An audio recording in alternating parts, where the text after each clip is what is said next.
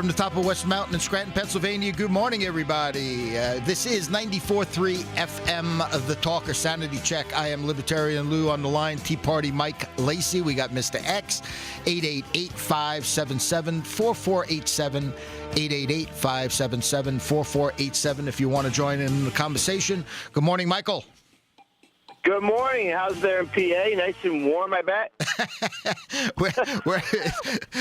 It's balmy here for what's been happening the last week or so here. So it was nice to come into studio this morning, and I didn't have to scrape ice off the windshield. And nice. How about, yes. So things are starting to look up.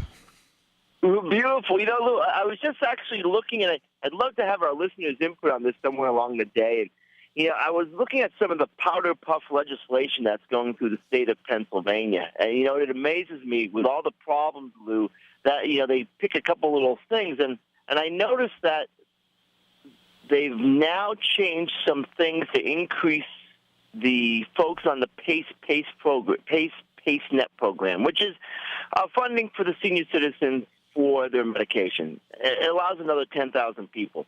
But wouldn't it be probably a little more prudent to have real estate taxes go down, Lou, so that the seniors can stay in their homes? Wouldn't it be a little bit more probably receptive or better for the seniors that they can afford the gas that they put into their tanks so they can get to the store and to the pharmacies? You know, I just really, really irritates me when I see such little things thrown out there to try to appease the people. You know, and I don't know what you're paying for gasoline right now in Pennsylvania. I'm sure it's way over $3, but here in Texas we're paying $2.94 a gallon for regular. Oh, you're killing me. That be a? Wouldn't that? You need Corbett down there. We have to extend you, Governor Corbett. Maybe it sounds like you guys have it way too easy, and if you have it a little easy, we need to tax. We need to tax you a little bit more. Well, we just tax it. You know, my question to all of our representatives and governor in Pennsylvania is, whatever happened to the casino money that was going to help our real estate tax, Lou? You know, these are the things that really irritate me with government today, and I'm going to start out firing because all they do is keep giving us this little powder puff legislation that helps a handful of people, but the folks who are really out there working hard and struggling keep constantly being taxed to death. And this is the struggle we're having here in Texas because there are a group of folks on the left who want to come down here and make this state blue. But why? We're red. We have common sense legislation, and that's why there are jobs down here aplenty, Lou, plenty of jobs. You're looking for jobs, come down to Texas because they're here, Lou, because there's common sense legislation out here. And that's why you have the producers moving to places like Texas and Florida. Michael, we got a jam-packed day here today. We really do. I see the lines are already lighting up at the 7:45 mark. We'll have Gary Duncan calling in. He's going to give us some updates on what's happened locally, and there's an awful lot of things that happen locally here. Certainly, we also covered stuff in Luzerne County. Have a little piece from Frank Sorek, and certainly going before City Council and asking some people to resign. But I do want to touch on a few things real quick, only because the newspaper came out this week. We have some explosive stories that we certainly reported on. I shouldn't even say that we broke the news on it, but we just reported on things that have been out there for many years. And certainly Bruce Levine, who brought what we call custody for cash to us. He'll be calling in at the 7:15 mark. So what I'd like to do is just touch on a few of the subjects that are happening, and at the very least, what we want to do is just remind people what we have talked about here recently. Certainly, we had the State of the Union this week. I was coming back from Luzerne County Council meeting, which I want to touch on, Michael. But you and me had talked, and you had asked me if I was going to go back and listen to the State of the Union. Having been involved in politics my whole life, I'm surprised that I wasn't really excited. And I believe I said I might be better off watching Family Feud because I probably would have learned more from Family Feud than I would have heard from the State of the Union and our president. You know, Lou, when I looked at it, it was the same shallow message I heard back in 2008. You know, and I sat there in complete disbelief that he is just into the blame game, and nothing's being resolved, nothing, and yet he points the finger at everyone else. And, you know, unfortunately, Lou, there are people out there in our nation that are believing the lies, continue to believe the lies, and there has to be some point where this message completely falls apart. I don't know when it's going to happen. I'm hoping it happens soon where those who are drinking the Kool-Aid, and believe me, we have them here in Texas too, who can't argue their position out of a paper bag, will continue to believe and follow this man's message right over the cliff, Lou. It doesn't matter. And when you and I have always talked, part of the issue, I believe, goes back to education, because we don't have critical thinkers anymore. We have people who will constantly have someone else do the thinking for them, Lou. So we definitely have a uphill climb here, but I know we can do it at the Gazette. What we have is state-run schools these days. Talking about Luzerne County Council on that Tuesday, I was there. You have 6 what I would consider conservatives. 6 people that I believe use common sense. And this goes to what we talk about, party labels, Michael. 3 of those who I would consider have common sense are Democrats. 3 of them are Republicans. The 5 liberals are 3 Democrats, Harry Haas, the Republican, and an independent. And I think it's very important that we keep bringing this up and letting people know that we better start looking at the candidate, not the party, because very often the party, what we think we're voting for, is not what we're really getting. You know, and that's an excellent thing. And when we hear what is so discouraging is, you know, I'm going to use Harry Haas again for example. When he first ran, he came to our Tea Party meetings. He told us how he was a conservative, small government individual, the true Republican. Harry Haas, and Harry, I'm calling you out. Call in.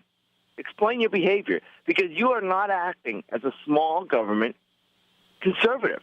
You've done everything the opposite. You've increased, when you wanted to increase taxes 2% a couple years ago, my message was, and you'll be back in 2 more years for more. And sure enough, Harry, you were. You took another 8%. So I ask you, Harry, what are you? Because you're not a conservative Republican. Come on the radio show and explain to us your behavior and why you have completely changed, or perhaps you have never changed. You have always been this way. And this is what angers me, Lou, because you come in and you represent yourself free to the election of what you are, and yet you come out and do the exact opposite. The reason men like Ted Cruz are awesomely respected down here is he came out and told us what he was going to do. He was elected to do it, and he's doing it, Lou. This is the type of leadership I'm looking for, not the Harry Haases of the world. And locally, individuals like Ed Brzezinski and Kathy Dobash, who you know where they stand, and you know when you speak with them and you look in their eyes, they will tell you. And we all know this too, Michael. There's certain things that you can change policies on. You learn more information, but it has just been consistent. And what we're really trying to let people know is you really have to start looking at the individual, not the party label. I think that message is getting out there more and more and more. Tomorrow is the Super Bowl. We'll probably see commercials from Budweiser, maybe even Southwest Airlines. I just want to remind people that these are the sponsors for the Presidential Debate Commission, that phony Presidential Debate Commission who likes to stifle debate, that likes to stifle conversation. And a 5013C corporation. That's all I have to say about that. As we move forward, Michael, into the year, we really do need to dig a little bit deeper. We need to spend some time on the Presidential Debate Commission, start putting a little light on who these people really are and what their goal is. That, like I said, Mike, the newspaper came out this week. I have some great stories in it. And we also have some contests. The Slice of the Pork Pie. It's a modest contest. The Independent Gazette will award up to $500 to any of our readers who receive responses from our United States senators and area congressmen to the following 4 questions. And they were pretty simple questions, Michael. Did you read H.R. 3547 in entirety before voting? Why did you vote for that bill? Who owns the Federal Reserve and who owns the public debt? We don't think it's that asking too much for our local congressman, Matt Cartwright, Representative Tom Marito, Lou Barletta, Pat Toomey, and Robert Casey, to just let us know who owns the Fed. Give us an answer. Who owns our debt? I think that's the very least that we could or should expect of these individuals. So we encourage you to go to the Wilkes-Barre Scranton IG, look for that contest. Certainly, we also have the contest, the writing contest with the Luzerne County Campaign for Liberty, Michael. Well, Lou, these are such important things. And, I almost probably predict that when it's asked who owns our debt, they're going to say China. That's the knee-jerk reaction, China. And we know it's not China. They certainly have some of it. But, the thing is that they'll have those that will know really don't even know how to address it, Lou. And I'm not even sure how you would address it. But, I look back at Woodrow Wilson in 1913 and the horrible things he did, because we had a nation that was on track until he reenacted the Federal Reserve, and he had a couple other nonsense legislation that's really, really was the stepping stone to the situations that we are today. We have a national debt. Then you have Nixon, who takes us off the gold standard, and just goes on. And we as a public have been asleep at the switch because we had trust and faith in our leadership. But the whole time, Lou, they really, really have been digging a hole for our liberties and our freedoms to be buried alive in this situation. So we really do have to stop looking at the party. Just because you say you're a Republican, just because you say you're a Democrat, doesn't mean you have those principles, because we're looking for principled people. And what that means is no matter what the situation is, your principles will guide you to the answers that the people are looking for. At least that's why they elected you. So it is important, Lou, that we continue to look for those principled individuals, like names like Ed Berminski, like Kathy Dobash, those who come out who really, really we know what they're about and how they're going to vote, Lou. On page 3, we have an editorial of our paper, Free and Equal Elections, is something that I wrote. I feel as though that we are getting smuckered. That is the Republican senator who heads up the government committee. I end it with damn the Constitution, damn the oath defending the Constitution, and damn the people. Injustice anywhere is a threat to justice everywhere, Michael. We certainly encourage folks to pick up our newspaper, look at who's advertising with us.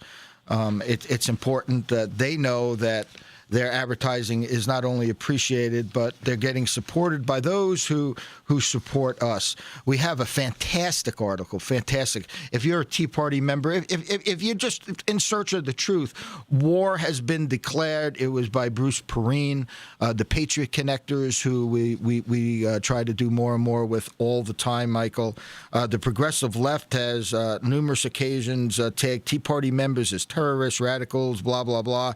Anyone who's ever attended a Tea Party rally or function can only laugh at the progressive ignorance or wonder at their duplicity. A very large percentage of the so-called teabaggers are presidential inflammatory words, not mine, sport gray hair and can be identified by lawn chairs in one hand and a grandchild in the other.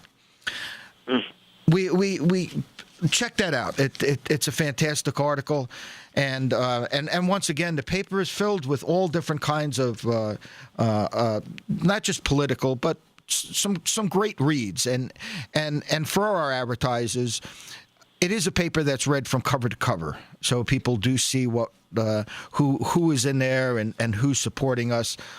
We must have got touched, or somebody's listening to us that we just mentioned, and we have Kathy Dobash on the line. Good morning, Kathy. Hi, Hi, Lou. How are you? We're doing well. Did you just get off? I always like to bring this up. Did you just get off of work at the? Pretty much, yeah, pretty much. And I'm having a coffee at a local fast food restaurant. If you hear any background noise. No. But thanks for calling in. We don't have a whole bunch of time, Kathy, today, as you know, and you're certainly involved in getting some of the information to us, and we're certainly feeding you some information. And of course, we don't have everything, but the custody for cash story, we have Bruce Levine, as opposed to Bruce Perrine, who I just talked about, will be coming on, and he'll I'm be very, very concerned about that issue. And, I have made a phone call, and I did get a response from the Auditor General's office to investigate some issues that I brought up. So I think we're going to get some push to find out the truth about what's going on with different organizations. And, we have many issues in Luzerne County, Lou. Well, Kathy, I mean, you heard us talk about you, and we do appreciate your candor, and you have given hope, and I mentioned this to you the other day, to so many other people, that we can make a difference. Somebody that is not connected like yourself. You're certainly not connected. You were just an interested individual in our communities. You spent your time going to these meetings, and it paid off. People saw that you're dedicated to the truth and to helping people, and certainly we appreciate that. Well, I'm trying to keep my word to fight for the people and do the right thing, but the problem is finding the correct information to make decisions, Lou. It's hard when you lack confidence in the manager who's running the county and the personnel to head the divisions that he selected. So that's my brick wall that I'm facing. Kathy, you keep doing what you're doing. We appreciate you calling in. Like I said, you just got off of work working the third shift in a warehouse. So we'll let people know that that's who you are. You're keeping your job, and you're not planning to become a career politician. So thanks a lot for calling in, Kathy. Thank you. You betcha. Bye. Michael, we're gonna take a break here, and when we come back, we're gonna get Bruce Levine on the phone, and we're gonna talk a little bit about this custody for cash. I do have X holding. I'm gonna try to get him in here too. So X, stay with us. We'll be back in a moment. You listen to Sanity Check, 888-577-4487. On stay up, cashing in my bad luck. Some nights I call it a draw. Some nights I wish that my lips could build a castle. Some nights I wish they just fall off. But I still wake up, I still see your gospel. Lord, I'm still not sure what I stand for. What do I stand for? What do I stand for? Most nights I don't know anymore. 94.3 FM, The Talker, Sanity Check, 888-577-4487. We better start standing for something. Michael, I'm going to grab you in a minute. X, you got about a minute. I'm sorry about this, but what are your thoughts? Just real simple. The president's speech that came out this week does a lot of talking. He tries to make it seem like the public, the energy policy of the government has had a big effect, in part due to the use of windmills and solar panels. He keeps trying to sell this green energy thing. Remember, green energy represents less than 0.5% of all the energy use when you're using these solar panels and windmills. But the reality is the only reason why CO2 levels are coming down, the reason why manufacturing is coming back to the United States, the green shoot in the U.S. economy, is the fact that natural gas is the fuel of the future here that Americans need to embrace, because this gives us a gigantic competitive advantage. Just like Iceland has an advantage in fishing, the United States has an advantage of using natural gas. But the president doesn't want to admit that's where the government's focus should be. It should be on implementing and using gas, not following the solar panel type of route. That's a distraction. Interesting conversation that we had before X, and we're certainly going to touch on it next week. And as we move forward, I know you're going to be doing some writing on this custody for cash and also on our family court systems. I have asked Gary Duncan to come on, Michael, to give us updates locally, because all politics is local. But something did happen, and people are standing up, not only here in Lackawanna.